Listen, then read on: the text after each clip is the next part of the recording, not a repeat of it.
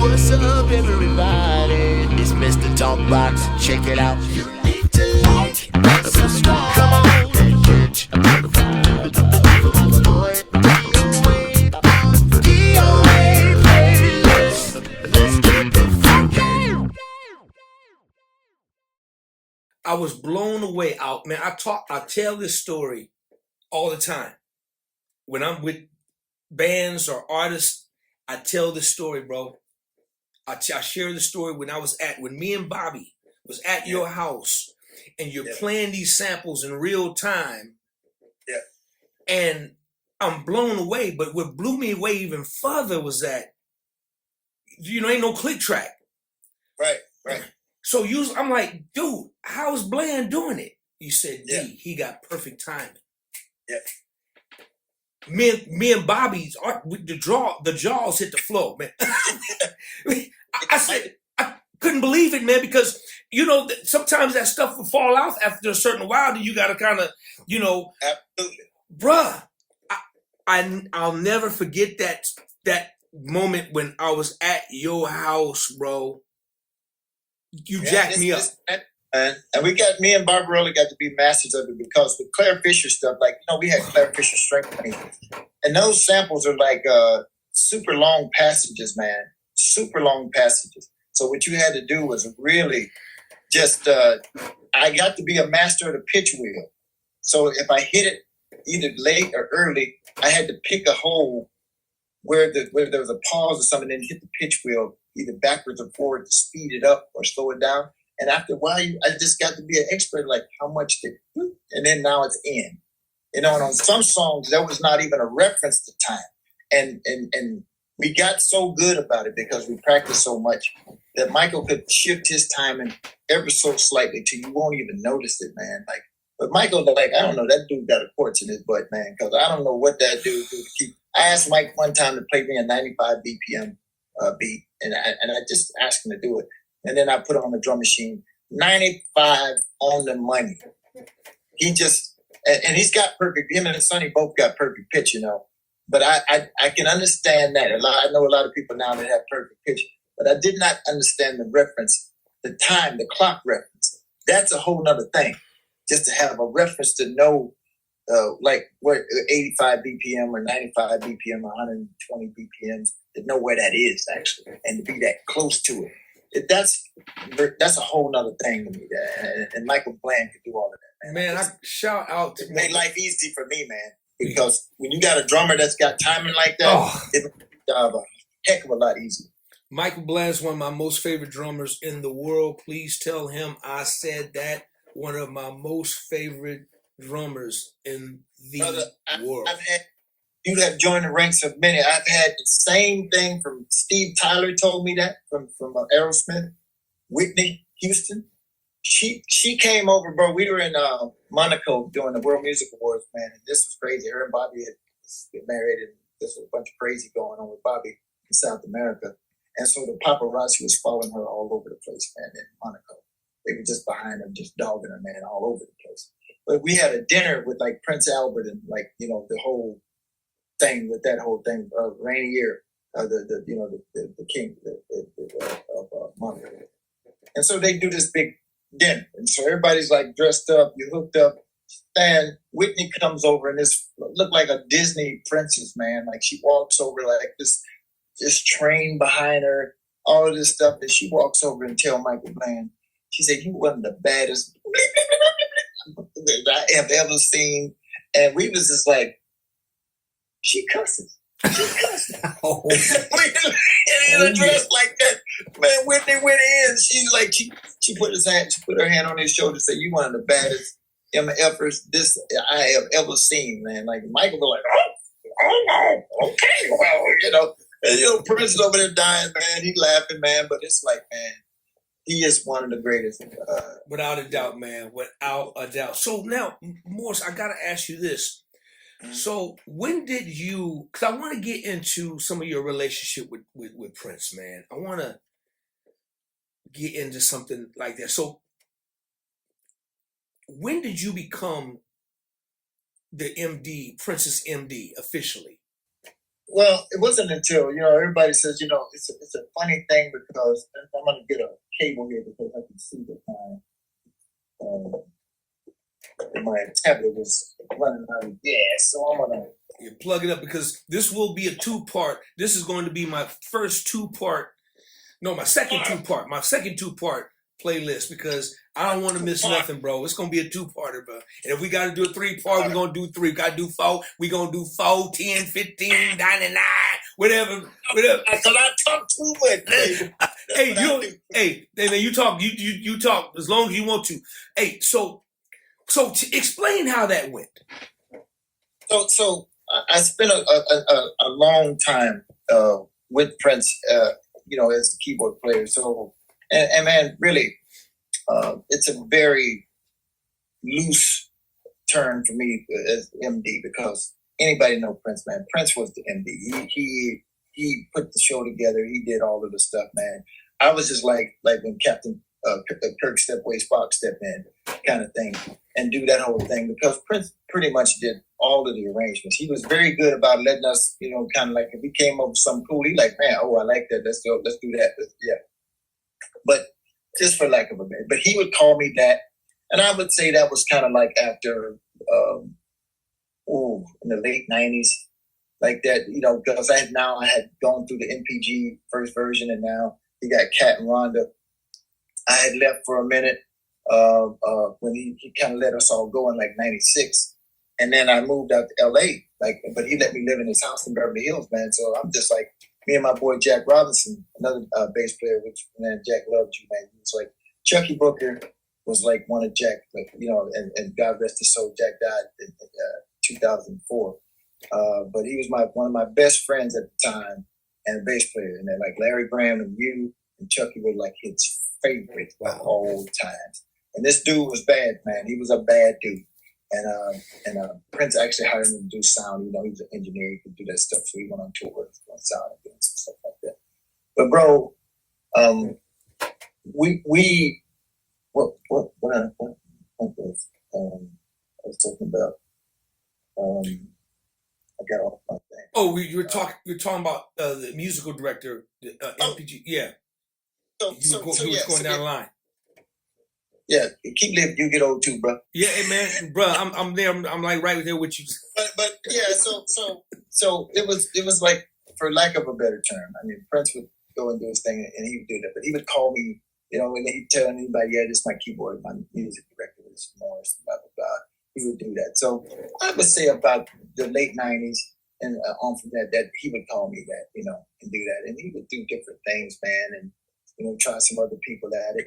But eventually it always would come back around to me because I understood the role. I understood what it was, and I didn't let it get to my head like I'm doing this thing. And sometimes when he would switch off and let other people do it, it's like, it was a connotation of, oh, so now I'm gonna do it. I'm a new sheriff in town. I'm gonna do things different, and it's not like Prince really needed you to do that. It's just like I understood the role. And that comes from my teachers, from my sensei and the guy that I looked up to, Craig Rice. He just always gave me the rundown on how Prince thinks and how he works and how his thing is. And I'm telling you, man, for anybody that has a mentor, it's only great if you actually take the advice of somebody trying to give you something that they know works. If you don't use that advice, then guess what? You're not going to fare well. I heard the advice. I took the advice. One of the things they used to say was death to the superego, Morris. Death to the superego. Those are the things that befall artists and befall people when you get too far ahead of yourself. And so I always try to stay humble. I always try to stay present and understand the dude. And that was the other thing.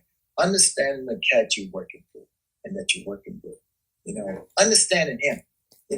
That was a big part of my existence, and I think a big part of my longevity.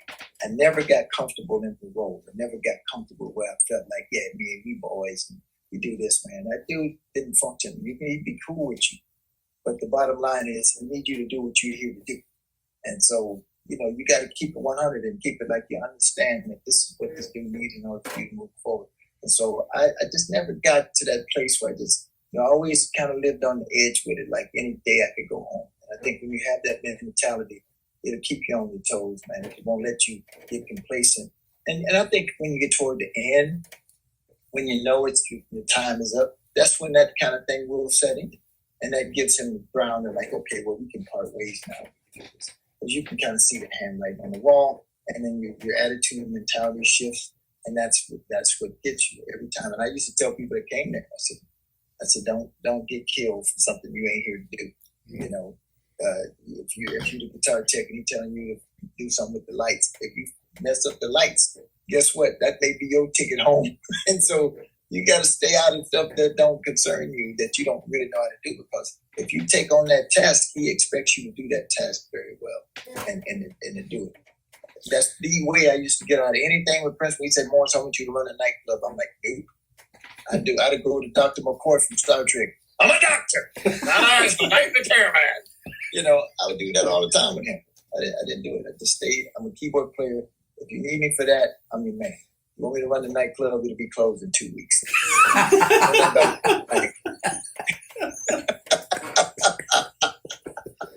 And then he just move on. Okay, because he hate to lose. He didn't like failure. So I knew what to do, baby. Or I stayed. Let it get throw up on those side stuff like that. Like, Morris, you ruined the club. You're fired. I don't run the club, so okay. Man, Morris, I promise you, man.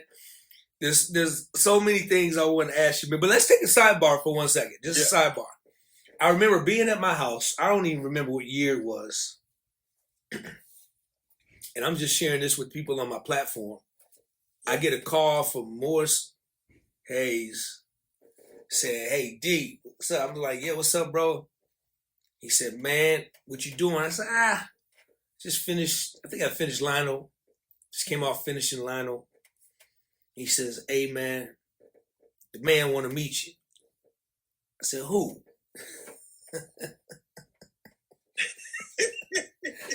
He said, man, he said, Prince, man. I said, what? Yeah. Hey, tell the story, man, because I don't want people to think that I'm just trying to just, but share that story for me, man. No, I mean, it's like one of the things we would do, man, is that I liked about Prince is that we would watch tape all the time, man, like James and Sly and the Family Stone. That's like anything from Argentina Turner, all this stuff. And I had told Prince, when I went to do that gig with the time, and he knew we were rehearsing in Paisley, man. But we had that videotape that we had from Japan, and man, bro, he was cooking, man. The new Negroes was cooking. The end is. Hey, that's a whole nother story. We time and the end ends, y'all. The end, what's the end is? We time and the new niggas. They call us the new niggas. Or Morris, they said, well, y'all ain't really the time. Y'all part-time. Exactly, man. So, man, we had this tape, man, and we did it, man. So, we looked at this tape. And so, it just came up to a time where it's like, he'd be looking at people, man. And I said, man, consider my brother. Look at this dude, DOA, man. This dude right here, man. So, so every once in a while, man, he'd be like putting the feelers out, just like, what's up with this dude? Like, what's up with this cat right here? I'm like, oh, man, he out in Sac, man. He doing a bunch of stuff. So let me call him and see what's up, see what he doing. And hence, there it is. So it's like crazy, man. But you had mad stuff going on, I believe, at the time. Man, it was crazy, man. I just came off with Lionel, and I had made up my mind that I want to, get into production.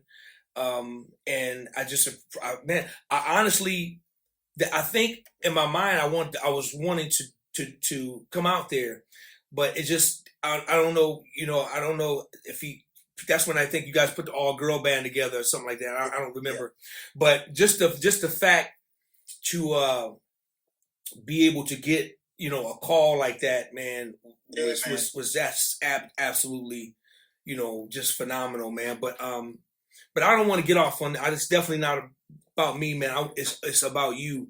So, how many years did you spend with Prince?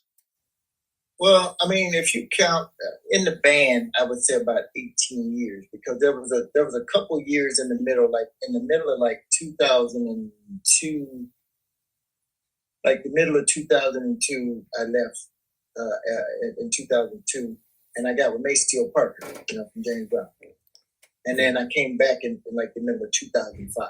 Yeah. So there was a 2-year period, and in between that time, I would come and we would open for Prince, like for the musicology thing. We come and do the musicology hit. But what was crazy is that if you count all of the time beforehand, just me working at the studio, because like I said, I used to just work at Paisley Park, man, just as a gopher, whatever. It's got to be over, good over 25-year span. Just doing all of that stuff, and so, but I would stay solid in the band about 18 years in the band, which still qualifies me as the longest band in the Playboy. You guys were rock solid, man. I remember coming into your house. You say, "Yo, Prince live over here, Graham live over here." And that's when you guys were doing a lot of production work together as well. You say, "D, sometimes I get my phone ring 2, 3 in the morning." And, he at the studio, so I got to get up and go to the studio. We working. And, man, I was just blown away, man, of the connection that you have and had with this brother, man. Unlike a lot of people, man. It's crazy. I'm going to tell you this, man. It's one of my greatest Prince stories, man. When you talk about the benevolence and kindness of Prince. Prince, man, he hated the holidays, bro. Christmas and all of those times and stuff like that, man. Prince was not a holiday cat, man. He had estranged from his family and stuff like that. So Prince liked to work, basically, on holidays, whatever. I remember one time on Thanksgiving, this dude didn't want to have to deal with it. So he booked an empty arena in San Diego on Thanksgiving Day, man. And we flew out there and played for nobody. We just put a sound system up in an empty arena and just had a concert for nobody. Just listening to a sound system. And so on Thanksgiving, man, I'm like, God, dog, man, what are we doing today, man? Dude, wait a minute. He did what? Yeah, man, he got an open arena. He just found an arena, this arena in San Diego, and just said, yeah, we're going to go and check out this sound system. And so we're just going to fly all the gear out, and we're going to go out and do a concert in this empty arena. And we just going to play all day and just jam in here with this system. And we just did a concert for nobody. But people who brought the sound system. Okay, wait a minute, man. Hold on. Please don't tell me y'all were fully dressed, bro. We always do that anyway. Preston, you ain't coming out no blue jeans, bro. That's a no. We gonna be dressed every time we roll with him. You got your stuff. You looking like you somebody. Bro. Nah, you know what, Mo? I don't think I could have did that gig. I wouldn't have made it. I would have been fired in 2 weeks. I would be like, you trying to run that damn club. I would have been fired. I was like, hey man, I'm not a bass player, bro. I'll be fired too. It was crazy, man. And it's crazy. One of the scariest flights I ever been on in my life, where I had really just signed it over to the Lord. I'm like, well, today I'm going home on this flight, because there was a hurricane coming up Baja California, man. And we had finished the little jam, and then we flew in that morning, and we flew back to Minneapolis that night on the red eye. So, but I had to take the red eye from LA, So we had a little puddle jumper that because it's about a 30-minute flight from San Diego to LA. And so me and Rhonda on this flight, man, and Kirk, I think they had left on an earlier flight. I'll never forget this day, man. I went to see a movie called Starship Troopers that just came out, man, because we needed to kill some time before this flight. So we got finished with the little jam thing, and me and Rhonda and then we caught this Starship Trooper movie, and we went to the airport. But then the flight's delayed. It's delayed at like 9 o'clock, and they said, yeah, there's a hurricane coming up Baja. It's coming up the coast. So we're trying to see what's happening. And finally they said, we're going to try to outrun this thing. We're going to go ahead and get this flight going. We're going to try to beat it on out of here. I'm thinking, like, we didn't try to beat it. What are you talking about? Like, we're going to try to beat the hurricane? So we get on this little plane, man. And I remember getting on this and they just said, the pilot made the announcement. He said, we only have it's a short flight. It's going to be a bumpy ride. We're not going to have no craft service. There won't be no drinks and stuff. Everybody just buckle in. We're going to try to beat this thing out of here. I'm like, this is crazy talk. I thought, okay. So we take off, man. I look out my window. It's not even a full flight. It's like a small plane, like a prop plane. It's not even full. I look out the window, man. There is a black wall, like looked like something like CG out of a movie. Like there's lightning and pew, pew, pew, lightning coming all around, and this black wall. Now we flying in this airplane, man. And I'm thinking, we're in an airplane, man. We can go a couple 100 miles an hour. We gonna beat this. Man, this joke is just coming, bro. And you can see that giant curtain of black just coming. And I was like, man, all of a sudden, man, we flying. The plane drops like 1,500 feet, like straight down. It just go like this. All of a sudden, it just goes like that. Everything that wasn't buckled down went to the roof, man. And now, man, people screaming, bro. It's like, ah! And man, my belt, bro, my waist was that big, man, because I had tightened my belt up. I got that belt. So I said, if they find me, they gonna find me glued to the seat with the seatbelt. Like my waist was that big, bro. And I had ripped that joke up like this. Anyway, man, we made it, man. And but I was like, I was so mad because I'm like, nigga, why you got us out of here, man, in a hurricane on Thanksgiving, playing in an empty arena, man? I could have been in my mom and them, man. Tripping, man. But this is the story. That's the prelim. So we come back around to Thanksgiving again, and Prince didn't want to break for it, but the girls just complaining. They mad. They want to go back to Canada. They want to go home. And it's different when I'm arguing about something when girls argue about it. He was a little easier on them. And so he acquiesced and let them go. But at this point now, man, it's so expensive for me. I just called my mom and said, "Hey, mom, this ticket gonna be $1,500, dollars or whatever it was." And I just said, "It's crazy. I'm gonna tell Prince that for Christmas I'm coming home, and I'm coming home." So I decided to go to Paisley, man, since I didn't have family in Minneapolis, so I didn't have nothing to do on Thanksgiving, nowhere to go. So I just went to Paisley, man, and was going to do some programming, go work on my rig and stuff, do my stuff. I had a key to get in, I had a garage key, and I could just put in the garage and go in the studio and do my thing. Prince was there. Nobody's at the studio. It's like, and he was there. So I'm in the kitchen, man, just getting a drink, and I'm going to go back to my rig. Prince walks in and says, "What are you doing here?" And I said, "Oh, man." I said, "What's up, dude?" I said, "I'm just doing some programming today, man." He said, "On Thanksgiving?" And I said, "Yeah. Let me just run through my rig, just work on some stuff." This dude walks over to the telephone, man. There's a telephone on the wall in the little dining room area right there. He picks up the phone. He calls this dude Sonny, not our bass player, another dude. So calls, he's a building manager guy. He calls Sonny and said, "Sonny, can you come down?" And I called this dude on Thanksgiving. He said, "Could you come down and take Morris to some of the properties to look around? We're going to do a quick deal for you." And I'm standing here going like, "What?" And he tells Sonny, and Sonny, I'm standing right by him. So Sonny goes, "Yes, sir. I'll be right over." He hangs up the phone and he says, "See, Morris, this is what I'm talking about." See, everybody belly aching about going home and doing all this stuff. And he said, "Here you are down here working, man, on a holiday, man. You come in." So I'm having Sonny come down, and we're going to go pick out one of the properties where you want a house, and I'm going to put you a house on that. He said, Wait a minute, yo. You got to talk louder because repeat. Okay, man. Start from when Prince, you was in the kitchen getting some. Yeah. Start back right there. Everybody need to hear this, please. So I go to Paisley Park on Thanksgiving, and I'm in there. I'm working on some, my programming on some stuff, my keyboards and some stuff. And so I'm in the kitchen. I'm getting a drink out of the fridge, and as I'm walking out, Prince walks in, and he goes, "Wait, what are you doing?" And I'm like, oh yeah, man, I'm in there programming, man, working on my rig and doing some stuff, and just knocking out some stuff. And it's this dude walks over to the telephone, man. He calls Sonny, not our bass player, but he calls Sonny, the guy who was the building manager guy, the facility guy.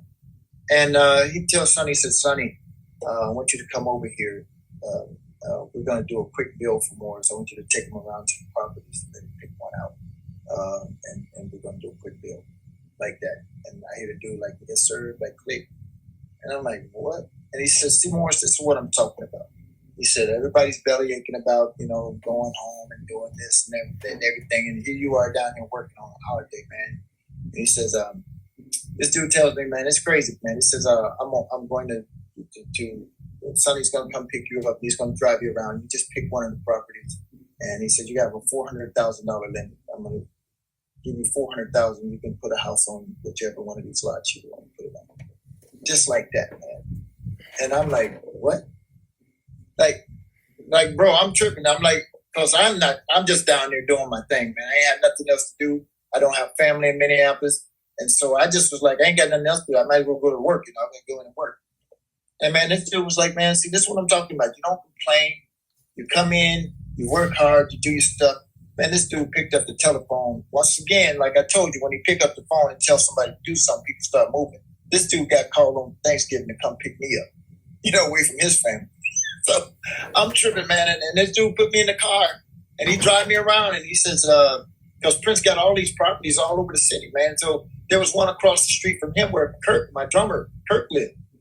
And I said, man, this is cool. This is nearby, the studio. I wouldn't have far to drive. And I told him, he said, well, there's 2 lots here. Pick a lot. And I just said the south facing one is cool. And I wasn't tripping, man, because I'm just like, I'm kind of in shock, man. And I'm just like, yeah, that's cool. Like, I ain't tripping, but yeah, that's fine. And then Prince, boom. Then he just said, okay, contact these people. Do this right here. Bling, bling, bling. Pow, pow, pow. Thank you. Good night. And that was it, man. I was just like, it was crazy, man. It was just like, I couldn't believe this dude just did something like that. And I mean, I get it, man. He's a millionaire and all of this kind of stuff. But man, you don't have to do that for no. You don't have to do that. Prince already paid me money. I had enough money to buy my own house. You know what I'm saying? And so I just decided, because Prince would come by my studio, the studio y'all came to over there, over there in the hood, by the Taco Bell and all of that stuff. Chucky came through, man. And Prince said, you need a bigger place. Because he had a BMW 850, man. And that's a dope car. I love that car. I always used to ask, like, Prince, when we get through with that car, you know where to get it. Send it to, right? And Prince drive too fast, man. And so I told him, I said, Prince, I'm going to move my car to the garage.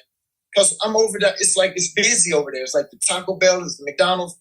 And I said, I don't want people like, you park this car on the street. And it's over in the hood, too. It's over there where George Floyd got killed. And so I said, it's over in the hood, man, where my old studio was. And so I said, I'm going to pull my SUV out and you park your car in the garage when you come over here. And man, this dude whipped in the garage so fast, man, he rips his mirror off. And so he get out the car, man, this mirror hanging all down. He said, you need a bigger. I said, nigga, you need to learn how to drive.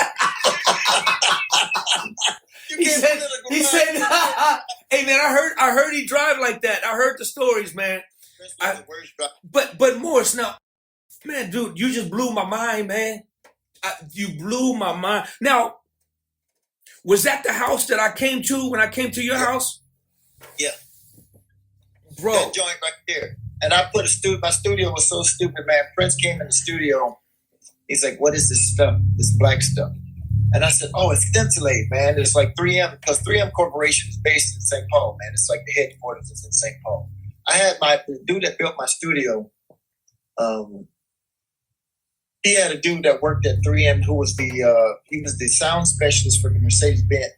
Like they have this material called Thinsulate, and they invented that, and it's like this fire retarded kind of lining. And so he said, this is what we want to do. We will give you 20,000 square feet of this stuff. If you let us shoot pictures of your house getting built, putting that in your studio and putting it in your house. And it's $2 a square foot. They gave me 20,000 square feet of it. And so I was like, yeah, I'll do that. Bro, Prince comes over and sees this. He said, what is this? And I said, oh, it's stencilate, man. It's really dope. I mean, you can, like, the whole trick they do, you take a little lighter, you put it up against it, don't catch on fire. But I said, what it does is it absorbs the sound. It like will take the sound. So there's no standing bass frequencies. Man, I had a dude from 3M come to my house with the 3M binaural head. It's like a head. It's got microphones all it. And then this long Martian like microphone that looked like a laser gun. They put that in the corner and then put some speakers and a small mixer, and they played sound, and then they analyzed it with this binaural head. And this room was perfect. When I tell you, that dude said he took it back to 3M, and he said your room is acoustically perfect. He said there are no standard bass frequencies. There's nothing. This back wall, I had a 13-foot ceiling in the back of my studio that went tapered down from 13 feet to 6 feet, because you have to, all the walls have to not be even surfaces. So they designed the studio according to spec, and he said this room is about as good as you're gonna get in any house. It's good or better than Paceway, you know. And so Prince would come through, man, and he'd be like, "Man, this is bananas." And I remember him doing a session with Stokely. I had Stokely come through, Larry Graham, Chance, Kip Black. Like, man, we all was in that joker. Came through to do a session, and Prince was there. I got Prince, Larry Graham, Stokely, all of us in there recording a Doobie Brothers, Blackwater, oh Blackwater, but it was funky. And man, Prince was mad. He went back to Paisley. He said, "Why is it that I was over at Morris's? You know, he got a good $250,000 in his studio. I got about $12 million. Why does it sound better over there than it does over here?" You know, he was like that. He's like, and they was like, "Well, you know, it's small and you can control it." He said, "Man, just fix it, man. Just fix it." You know, it was bananas, man. But he did that, man, bro. He did that. It was the realization of a dream. I always said, when I went to Mark Brown's studio in Eden Prairie, man, when I first met Mark, it was the most incredible thing I'd ever seen in my life as far as studio. First of all, he had the same stuff they had at Paisley, but it was in his basement at his house. You know, fully built out, softened, Westlake speakers in the wall at his, and it was crazy, man. And I was just like, this is my dream. I was like, one day, once again, here's the power of the tongue coming back. I said, one day, I gotta have a studio like this, man. And by God, I was able to do that. I got a studio. I paid a bunch of money to have the dudes design my studio and the HVAC and all of this kind of stuff. I was able to take some lessons from what I learned from Paisley and what I learned from other people who had studios, and how to design the system where the air conditioner is not blowing in and that your upstairs isn't connected with the downstairs for sound coming through the ducts and everything. I could be down there beating, and nobody upstairs would hear nothing, man. It just was like, you didn't hear nothing. You just hear a mild, just sound like somebody got a radio on outside or something like that. And up on the third floor, you didn't hear nothing, bro. You didn't hear nothing. You go to sleep and I could be down there like I'm in a nightclub and you don't hear nothing. That's how tight that place was, man. I had 8-inch concrete surrounding the studio, halfway underground, and vocal booth. All of that stuff was like, this vocal booth served as a tornado storm shelter. That's how severe that was. With bulletproof glass and double layer glass paint, this big, and basically bulletproof. So that room was like, I told the Prince's security guards, because I was right across the street from Prince's house, and the guard shack.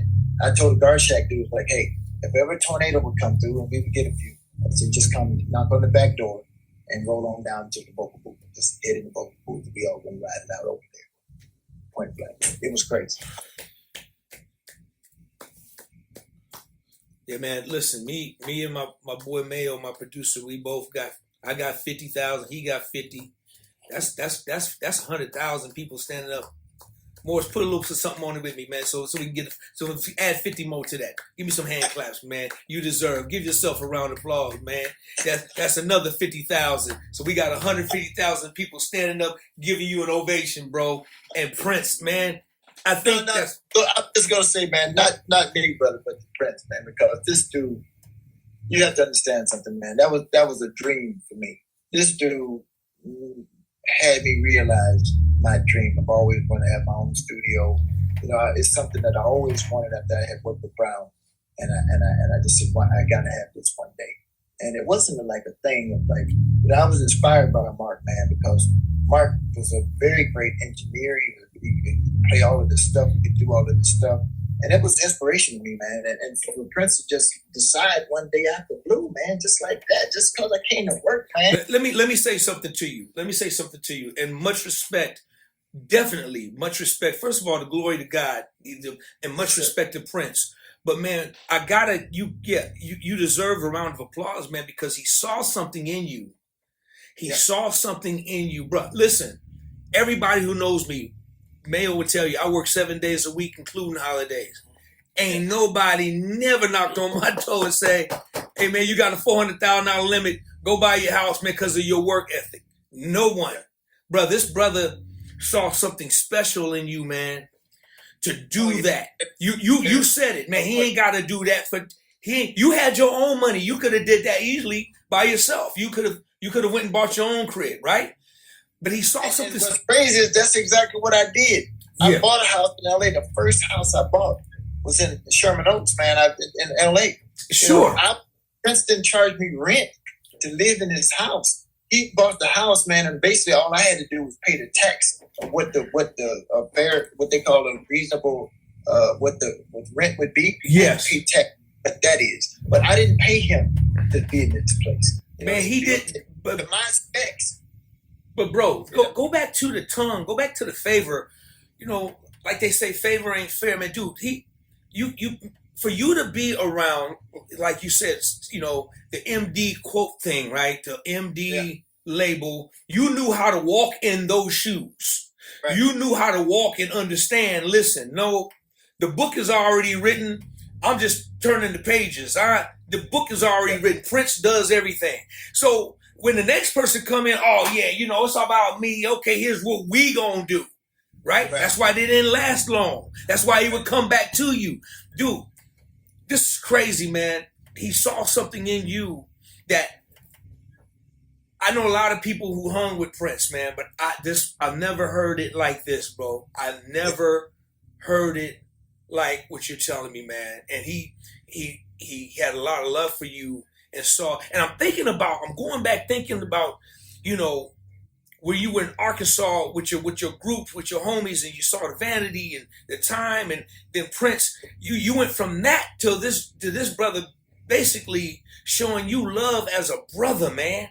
I mean, that's crazy. Because I know how much of a private person he was. You know, I had a chance to have my stint around Paisley, and you know, he was hanging around and got a chance to meet him and all that. But brother, you had favor, man. Let me tell you something. I'm gonna tell you this, man, and this was bananas for me. This was really it was around 2010. I was at my house, and Prince just showed up, you know, at my house and knocked on the door, and I'm like, I opened the door. It's Prince and Bria. It's an artist that was working with the singer. And I was sitting there cooking, man. My wife was at she's a lawyer, so she was at her gig doing her thing. So I'm there cooking something. And Prince just shows up. And he's got on this long, flowing, looks like a choir robe almost. Looked like the choir robe. It's almost to the ground. It's like neck to the ground. And he's got his little hat on. He's got his stuff. And man, I said, "Oh, what's up, Prince?" You know, it's not like he hasn't done it before, but it's like it was rare. Like he usually would call me and say he's gonna come through or something, but he just came. And I was like, "Oh, what's up, man? You want to come on in?" He said, "No, you make me meet." He wasn't eating meat at the time, so he said, "No." He says, "I'll stay out here." And so I come outside, you know, on my porch, on the front porch, man. I mean, and it is like a nice little, you know, this little community thing, you know, like really nice houses in there, me and Kirk's house, and then all these other folks. So, man, this dude, this is crazy. Man, it tripped me out. I'm going to try to keep it together on this. So he goes into this thing where he says, you know, Morris, I just wanted to come and tell you how important you are to me, man. This dude gets on his knee like he's getting ready to propose to me, man. Like he's gonna ask me to marry him. Like he get on his knee and he kisses my hand, man. Now, brother, understand me, like what I'm saying to you right now. So So now I'm looking around. I'm looking for Ashton Kutcher, right? I'm like, okay. I'm like, where the punk dudes at? Because I'm getting punked right now, and I know this ain't real. Because I'm straight up looking around for Ashton Kutcher because I'm like, this dude is about to come in, punked, you know. Because I'm like, this dude is on his knee, like, and this girl is standing right next to him, like she just standing there, like, and he doing this, man, and he's telling me, he said, Morris, you always brought people to me because I introduced him to her. I introduced him to Tamar. I introduced him to Karen Sharma. Like all of these people that he came to know, and he said, you've introduced me to so many people that I know and love. I introduced him to Kip. You know, all of these people that I've come to know and love. And he says, I want you to know, man, I appreciate you. And he says, I'm sorry because he said, man, I was hard on you, man. And he said, but I wanted you to be great. And he said, you are the great. And now, man, I'm tripping. I'm like, God, I'm getting fucked up. So I'm tripping, man, because I'm standing there going, like, what is happening right now? It's like he's saying last words to me. But this 2010, 2011. And I'm like going, like, what? I'm like, Prince is cool, man. I was like, man. And I'm, you know, me, man, I'm like, yeah, man, I know Prince. I said, I would mess up a lot, man. And he says, it's not about any of that. He says, I just want you to know that I appreciate you, man. I love you, man. You're my brother, blah, blah, blah. And man, I was like, I'm tripping, man, because I'm looking around at my neighbors. Like I lived in that place of like my blue heaven. Like everybody come out at the same time and cut their yards. All the dudes get off work. They come on. Everybody, the lawnmower is going at the same time. And just like that movie, the Steve Martin movie. And it's like that. And so all the wives are at home with the kids. I'm like, all these people can look out their door and see Princess on my front porch, man, doing this thing. And I'm looking at the neighbors. And I'm like, man, this is crazy. This dude is out on my front porch doing this, man. Because the house had the front porch thing with chairs and stuff. You can chill out. And I'm just like, wow, man, this is crazy. So he says this little piece, man. He does his thing. And he hops in his car and takes off. I walk in the house, man. I immediately, my wife's office is like, when you walk in my front door, the second left is her office. She got a telephone in there. I called at work. I said, Daniel, you're not going to believe what just happened. She's like, what? I said, man, Prince just showed up over here, man. And I said, he just got on his knee and kissed my hand in front of Bria and told me all of this stuff.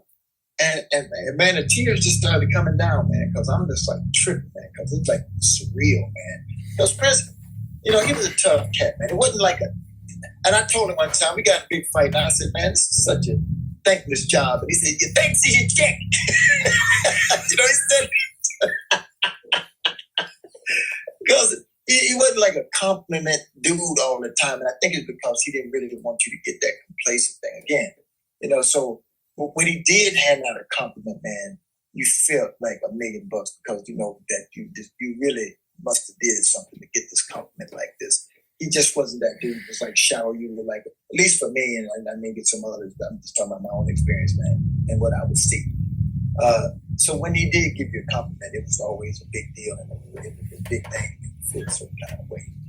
And for him to come and say the stuff that he said to me, it was almost kind of scary because I'm like, man, that's the kind of stuff you say when you like trying to make peace before you get out. But again, that's 2011, so you know you. Morris, I got one question, man. Brother, I thought you blew my mind 30 minutes ago, bro. You just bent all my rims right now, bro. I got one question. Yeah. And it's a good one. It's a 2-part question. Number 1, and it's just a yes or no. Yeah. Did you have surveillance cameras around your house? No, not at the time. You suck, man, because I'm about to ask you for the tapes, bro. I'm about to ask you for them tapes. Too bad we didn't have door ringers at that time. What's it called, rings? It was a thing to have surveillance. Now it's like everybody got it now, but no, I didn't have it. Damn. Not even for the studio, man. And my studio was bananas, man. You know my studio was crazy. Man, I would have gave everything I got right now to have that clip. And different though, man. Especially if Prince would have noticed I had cameras. You know, that was one of the things that I think that made it like, man, Prince. I used to have this crazy like movie collection, man. That was like kind of a big deal for me. So I had a crazy CD. You know, matter of fact, you and Bobby G are the ones who put me on CD game. When we went to Japan, man, to do the thing, we went to, the Wave that was in Roppongi. I think we went to the Wave, man, and you dudes bought boxes of CDs of stuff that wasn't available on records. That, like, Japan was on the CD tip in 1991 before that was hitting anywhere. And you can't spend, I don't know how much, y'all was rich because y'all just came up with these Janet and all these other. I had about $37 to buy a couple of CDs. But these dudes, just so y'all know, man, these dudes went out of the place with boxes of CDs, man, that y'all had bought, that nobody had, like the family, that was on CD, like, all of that stuff. And I was like, God, dog, this is crazy. Man, bro, I remember that, man. I remember that so well, man. That was, bro, man, I'm blown away, man. I am blown away, man. I gotta ask you this before we close, man. Let me ask you this, Mo. And I appreciate you sharing, man, bruh. This is absolutely crazy, man.